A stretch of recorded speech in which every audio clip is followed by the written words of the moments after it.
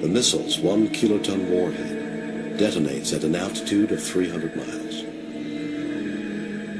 As Christophilus had predicted, charged particles from the detonation travel along the lines of the Earth's magnetic field, temporarily creating a new belt of high-intensity radiation. For one of the most significant findings of Argus is that the detonation of a nuclear device in the ionosphere could create selective blackouts of radio communications. Cactus event. This is a little 18 kiloton device that produced a crater about 137 feet across and 37 feet deep. Many years later, 1980, all of the fission debris and radioactive material on Inuitak Atoll was gathered up and dumped into the cactus crater, and then a concrete dome was placed over the crater to keep and to stabilize the radioactive material that had been contained in it. They swept all the radioactive material under a dome-shaped concrete carpet. By November of 1958, the United States, Great Britain, and the Soviet Union begin test ban negotiations in Geneva. With the exception of 3 French tests in the Sahara, the world is spared the rumble of atomic blasts for the next 34 months. At Regan, deep in the Sahara, France goes forward with the detonation of her first atomic bomb, defying a United Nations resolution, the heated protests of Japan and most of Africa's newly independent nations, and the disapproval of both America and the Soviet. Since the autumn of 1958, Britain, the United States, and Russia have voluntarily suspended nuclear tests, and for 15 months have been trying to reach agreement on a formula to ban all atomic weapons development. Now, France presses forward with this first in a series of firings to force her way into the exclusive nuclear club. This first blast is on a level with bombs exploded over Hiroshima and Nagasaki in World War II.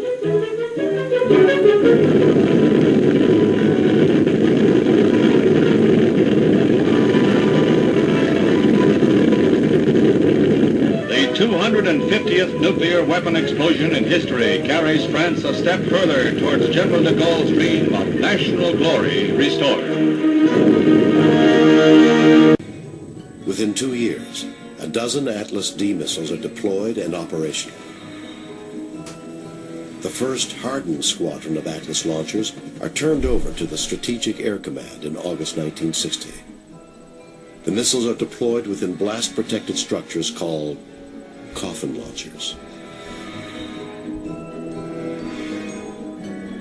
Even greater protection is afforded by the silo launcher. The new Titan ICBM is designed for silo launching. The Titan I is heavier, sturdier, and has greater lift capacity than the Atlas.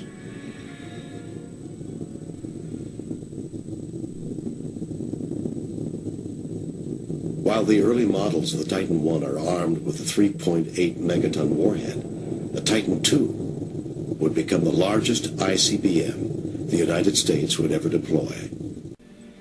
By the end of 1961, Atlas squadrons expand to a total of 57 operational missiles. Uncertainty over the potential glut of Soviet ICBMs presses upon military planners. The R-9 and R-16 are competing designs for the Soviet response to the Titan I, each with a range of 6,000 miles. An inherent deficiency, shared by both the U.S. and Soviet ICBMs, is their use of non-storable liquid fuel. Liquid fuel missiles require hazardous and time-consuming fueling procedures prior to launch. The greatest disadvantage of these missiles is response time. With the early warning for ICBMs coming over the pole at 15 minutes, rapid response is critical. Solid fuel missiles, however, can be launched on command. Advances in solid fuel propulsion lead to the contract for the Minuteman, the world's first solid fuel ICBM.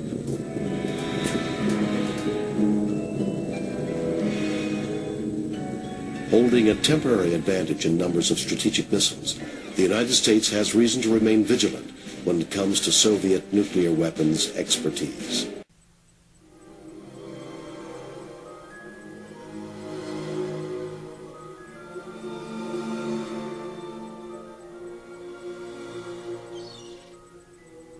For 2 years, an uneasy moratorium on weapon testing continued between the United States and the Soviet Union.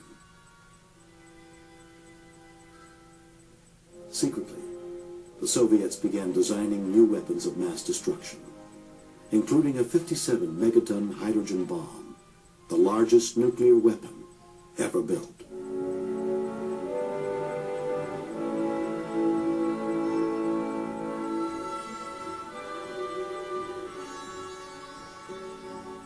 This monster bomb was a scaled-down version of a 100-megaton design and was aircraft deliverable.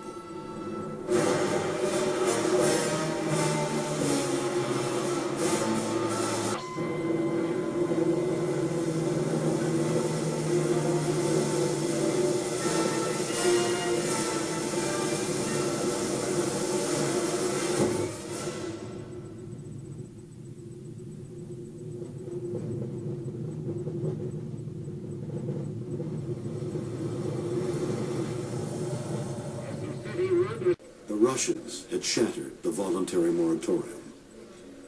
The United States would soon follow suit with an extensive series of weapon tests for massive retaliation.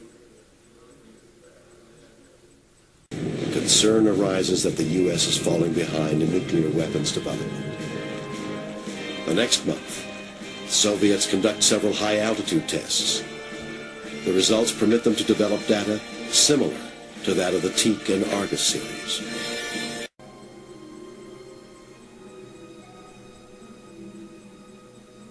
Tensions mounted as nearly 100 nuclear tests were conducted between the Nevada test site and the Pacific Ocean under the code names Nougat, Storax, and Dominic.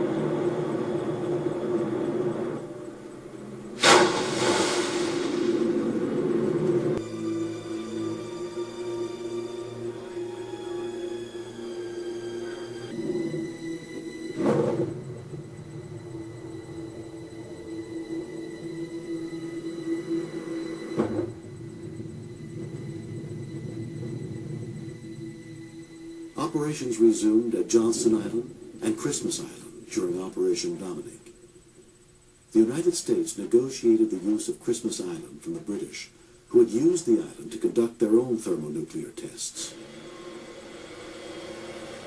Multi-megaton nuclear weapons were loaded aboard B-52 strategic bomber aircraft, delivered from Hawaii, and airdropped off the south end of Christmas Island.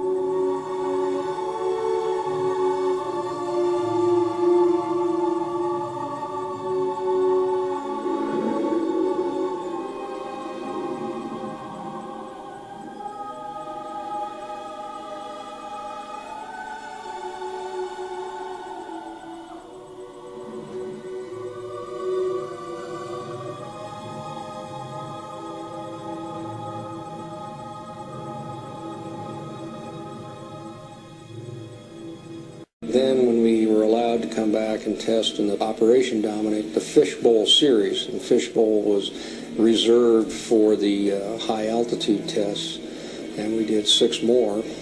Most of the experiments were related to communications degradation, high altitude EMP, and radar blackout, and radar jitter, radar scattering. Starfish Prime the first test in the Fishbowl series, lifts off from Johnston Island atop a Thor missile.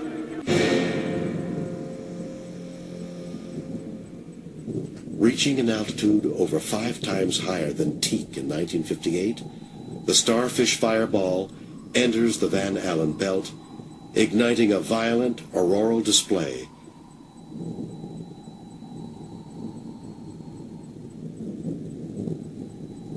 The bomb's electromagnetic pulse effect is pronounced in Hawaii, causing blown fuses and radar blackouts throughout the Hawaiian Islands.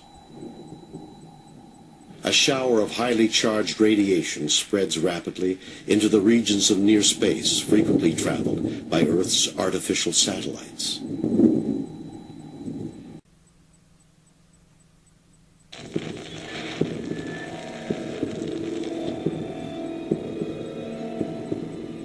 This government has maintained the closest surveillance of the Soviet military buildup on the island of Cuba. Within the past week, unmistakable evidence has established the fact that a series of offensive missile sites is now in preparation on that imprisoned island. The purpose of these bases can be none other than to provide a nuclear strike capability against the Western Hemisphere. October 25th. Amidst escalating world tensions, Bluegill Triple Prime is successfully launched and detonated.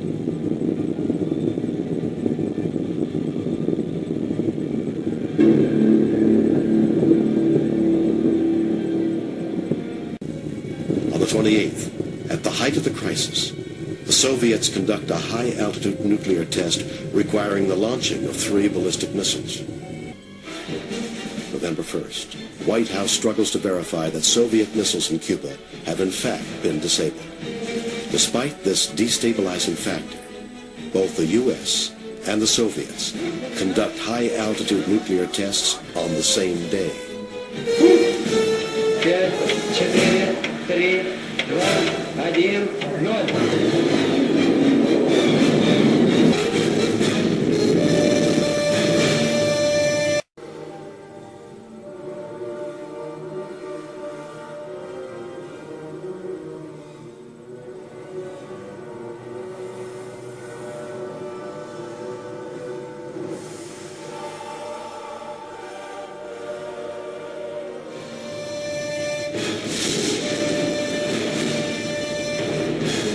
The high-altitude nuclear tests appear just as fake as those faked at lower altitudes.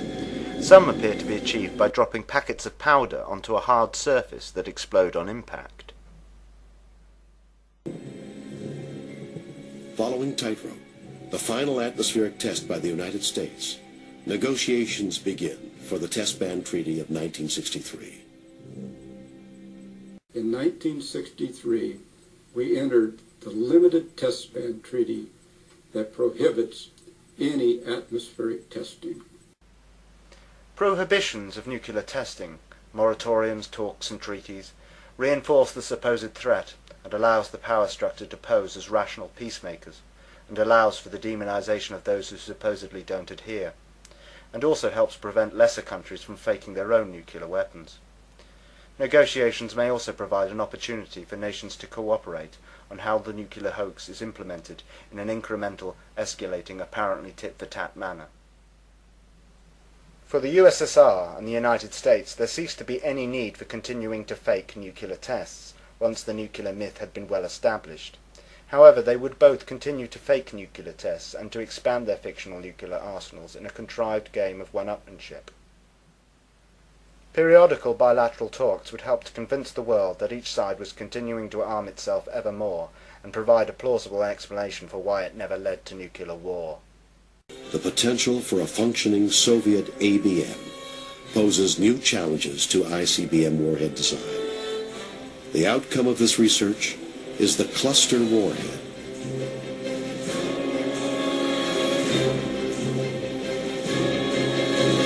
Whilst the arguments over ABMs continued, American scientists were preparing a countermeasure: multiple, independently targeted re-entry vehicles, MIRVs for